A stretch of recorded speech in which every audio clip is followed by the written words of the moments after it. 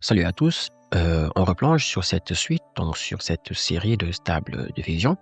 Ça fait un petit moment quand même que je n'ai pas posté, je dirais environ quelques semaines déjà. Enfin, comme mentionné dans certains commentaires, donc j'avais quand même pas mal d'activités à faire. Raison pour laquelle j'avais du mal à faire des montages et poster des vidéos.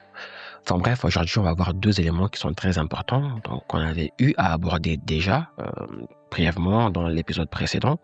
Il s'agit ici des paramètres low threshold et height threshold. Donc, ils sont des paramètres très importants. Savoir les contrôler est un bonus, car ça vous permettra de mieux contrôler, de mieux définir les contours de vos créations, histoire d'avoir des meilleures générations, des meilleurs résultats. Il faut savoir que les paramètres n'ont pas changé. J'ai gardé les mêmes paramètres que ceux de la vidéo précédente.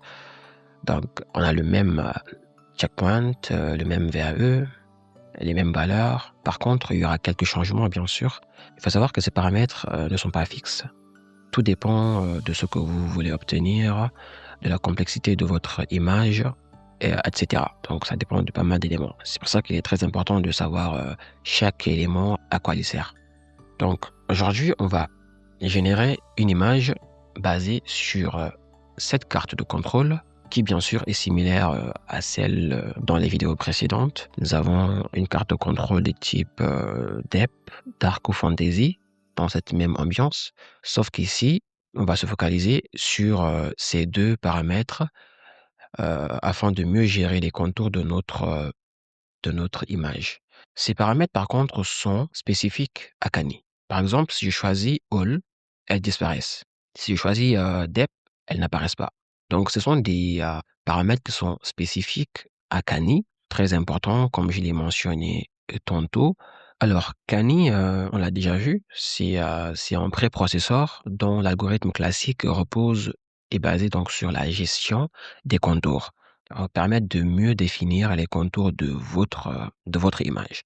Raison pour laquelle ces deux paramètres apparaissent, car l'un comme l'autre a un rôle vraiment spécifique, sont complémentaires. Si par exemple je choisis comme mon modèle, toujours on choisit le modèle Pro Max, donc qui est un modèle polyvalent, on l'a déjà vu. Et si par exemple je lance le bouton d'explosion, j'ai un aperçu de ma carte Kani, ma carte Kani, on voit déjà que les contours sont pas très bien définis. Il y a des éléments qui manquent. Nous avons des parties brisées, l'épée également. Il y a des parties qui sont pas du tout bien définies. On a des espaces vraiment, vraiment vides. Et c'est justement là l'importance de savoir manipuler ces éléments, car ce sont eux qui vont nous permettre de mieux définir ces contours de manière efficace. Si jamais on décide de générer notre image, bien sûr, avec ces paramètres, vous en doutez, on aura une image vraiment catastrophique. On n'aura pas réellement ce qu'on désire obtenir. Donc, c'est la raison pour laquelle, d'ailleurs, je vais volontairement générer une image avec des paramètres très bas. Et ici, je vais définir une valeur élevée. Voilà. Pour l'instant, je touche à rien. Voilà. Les autres, on laisse comme tel. Et si je clique sur le bouton d'explosion, nous avons ceci. Et si jamais je décide de générer l'image avec ces paramètres, on constate déjà que on n'a même pas la même posture. On peut déjà l'apercevoir. Déjà, elle est assise. La qualité d'image est excellente. Et ce qui est normal car nous avons activé les paramètres d'upscaler, raison pour laquelle nous avons une belle qualité d'image. Par contre, la position, c'est pas du tout la position que nous avons sur notre image de référence. Et donc, c'est la raison pour laquelle il est très important de savoir définir ces deux paramètres de manière efficace, mais aussi savoir ajuster quelques éléments de cette section, donc la section génération, pour obtenir un résultat parfait qui respecte la structure de nos cartes de contrôle. Alors, il faut savoir que ces paramètres, comme je l'ai dit récemment, ils sont complémentaires. Le high threshold, donc c'est le paramètre de force, c'est un filtre qui permet de mieux définir les traits principaux. On a plusieurs contours. Quand on parle de traits principaux, on parle de justement ces traits qui définissent votre personnage, les objets qu'il tient, etc. Et on constate que si elle est trop élevée, nous avons tendance à avoir des lignes qui vont être brisées mal définie, voire inexistante. Et si par contre nous baissons la valeur, par exemple ici, qu'est-ce qui va se passer? Si je clique sur le bouton d'explosion, nous aurons plus de détails, on aura plus d'éléments.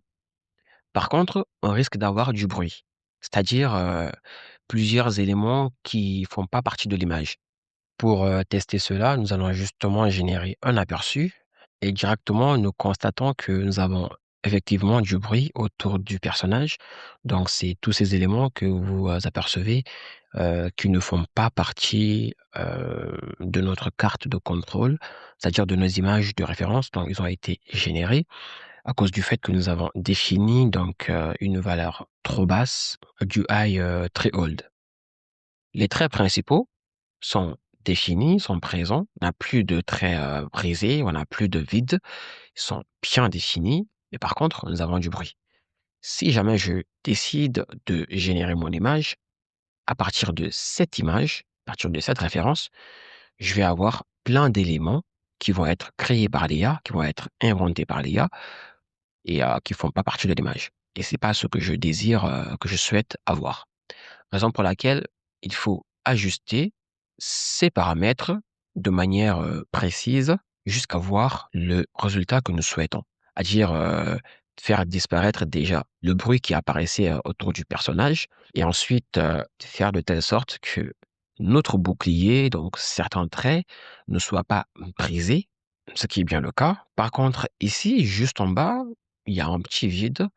Cela est dû au fait que notre image de référence, voilà, juste en dessous, on constate que c'est exactement, ce que nous avons. Donc nous n'avons pas le bouclier en entier, raison pour laquelle, cette même reproduction, a fait effet sur notre, représentation Kani. Et si jamais je décide, de définir, pour ce paramètre une valeur trop élevée et que je génère un aperçu, on constate direct que on est pratiquement à la case de départ. Nous n'avons aucun bruit, mais par contre, nous avons des traits brisés. Je vais donc définir cette valeur entre 30 et 40 avant de passer justement au low tree hold. Alors, le paramètre low tree hold, lui, qu'est-ce qu'il fait? Il est complémentaire à height tree hold. Lui, il permet en fait d'étendre, bien de réduire certains traits.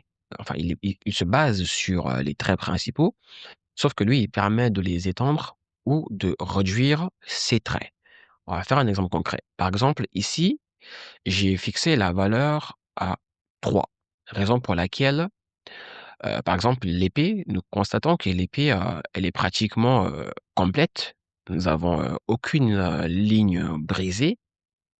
Par contre, si je décide de faire monter cette valeur, par exemple à 241, vous allez constater directement que l'épée va pratiquement disparaître. Donc, les traits principaux de l'épée vont être réduits.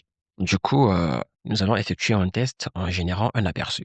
On constate déjà voilà, que l'épée a quasiment disparu. Et pas que l'épée, il y a également le bouclier. Voilà, on a un trait brisé à ce niveau également. On a presque le même résultat qu'on avait au départ, avec une valeur trop élevée du high très old. Sauf qu'ici, c'est pire, car on n'a même pas d'épée qui apparaît sur l'image. Raison pour laquelle on va baisser cette valeur jusqu'à atteindre quasiment 0 ou 6, pourquoi pas. Et vous allez constater que, voilà, nous avons déjà l'épée qui réapparaît, donc avec, par contre, ici, on a une petite ligne brisée, mais c'est pas grave, l'IA pourra comprendre qu'il s'agit d'une épée. Il va pouvoir donc, lors de la génération, l'interpréter de manière correcte, sans pour autant briser donc l'épée lors du résultat. Et aussi, on va devoir donc revenir sur le paramètre strength qu'on va rééquilibrer, car comme mentionné dans la vidéo, dans l'une de mes vidéos, je sais plus c'est laquelle, je pense que c'est l'épisode 2 ou 3, dans laquelle j'avais mentionné ce paramètre qui permet à l'IA donc avec une valeur par exemple inférieure à 0,4, l'IA va interpréter l'image avec moins de détails. Alors que pour des valeurs supérieures à 0,50, par exemple, l'IA va réinterpréter l'image avec plus de détails. Par exemple, la peau sera mieux définie, on aura une structure complète avec plus d'éléments. Sauf que si jamais vous définissez cette valeur à une valeur trop élevée, comme 0,95, alors là, l'IA va en faire trop.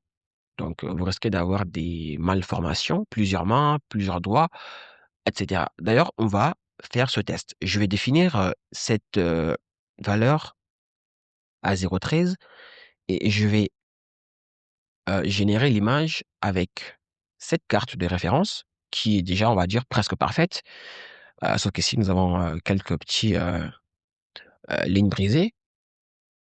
Et vous allez voir que malgré que nous avons une image quasiment parfaite, l'IA va nous générer du n'importe quoi. Parce qu'ici, nous avons une valeur très basse. Alors, on constate déjà qu'il a changé la posture. L'IA a généré l'image, elle est floue, elle n'est pas de bonne qualité déjà. La posture n'est pas respectée. Cette fois-ci, elle tient le bouclier, mais elle est face à nous. Donc, c'est pas du tout ce que nous avons en termes d'image de référence. Donc, malgré que notre carte de référence Cani a été bien définie avec les contours qui sont parfaits, nous avons un résultat catastrophique. C'est la raison pour laquelle il est très important de savoir à quoi sert chacun des paramètres de Stable Diffusion. Et donc, pour remédier à cela, j'ai déjà mis en place les paramètres qu'il faut pour cette image, les paramètres prédéfinis, ou du moins ce que j'ai défini et qui sont spécifiques à cette génération, qui m'a permis, bien sûr, de générer une image qui, cette fois-ci, est fidèle parfaitement même à nos cartes de contrôle, contrairement aux 2 autres, générées, précédemment qui étaient vraiment catastrophiques. D'ailleurs, j'ai pas abordé le sujet du prompt. Ce prompt nous permet simplement de générer une paladin debout avant la bataille, on va dire, son épée enfoncée dans la terre, juste à sa droite. Mais nous avons également son bouclier circulaire, d'or, voilà, qui porte, l'emblème du soleil avec des longs cheveux et bien sûr une aura de lumière, divine qui rayonne, sur, heu, sur son armure. Alors, il faut savoir que les paramètres, j'ai pas touché grand-chose. J'ai ajusté le strain qui est important dans cette génération, mais également ces paramètres, bien sûr, qu'on a abordés, il y a quelques instants. Donc cette fois-ci, j'ai baissé la valeur à 2, ce qui m'a permis même d'ajuster, de régler le problème que j'avais au niveau de l'épée. Cette fois-ci, j'ai plus de traits brisés. Ce n'est pas tout, il y a également la valeur du high threshold, que j'ai défini à 27 pour aussi, mieux définir les traits principaux. Donc nous constatons que ces éléments, le low threshold et le high threshold, peuvent aller de pair avec, le strain et c'est vice versa, bien sûr, car ce sont les éléments, dans cette vidéo qui ont été, cruciales et qui nous ont permis d'arriver à un résultat qui est parfaitement fidèle à nos cartes de référence et aussi, ce sont les éléments qui nous ont permis de mieux définir les contours de notre carte Cani et à éviter d'avoir, des lignes, brisées, mais aussi, du bruit aux alentours de notre, personnage. Et donc, c'est la fin de la vidéo. J'espère qu'elle vous aura permis de comprendre le rôle, spécifique de ces, 2 éléments et comment les utiliser et les mettre en pratique. Mais aussi, j'espère qu'elle vous aura aussi permis de savoir que les valeurs qu'on a ici, dans cette, vidéo ne sont pas des valeurs fixes, que dans Stable Diffusion, on n'a jamais de valeur fixe. Il faut toujours ajuster, les valeurs en fonction de ce que vous avez comme, carte de contrôle, en fonction de la complexité de ces cartes. Donc, faut pas hésiter à définir des valeurs et ensuite cliquer sur le bouton d'explosion pour lancer le préprocesseur et vérifier si vous avez du bruit ou si vous avez des trains brisés, etc. N'hésitez pas à liker et laisser un commentaire si jamais vous avez des questions concernant cette partie. Et je vous dis à très vite pour la suite de la série. Ciao.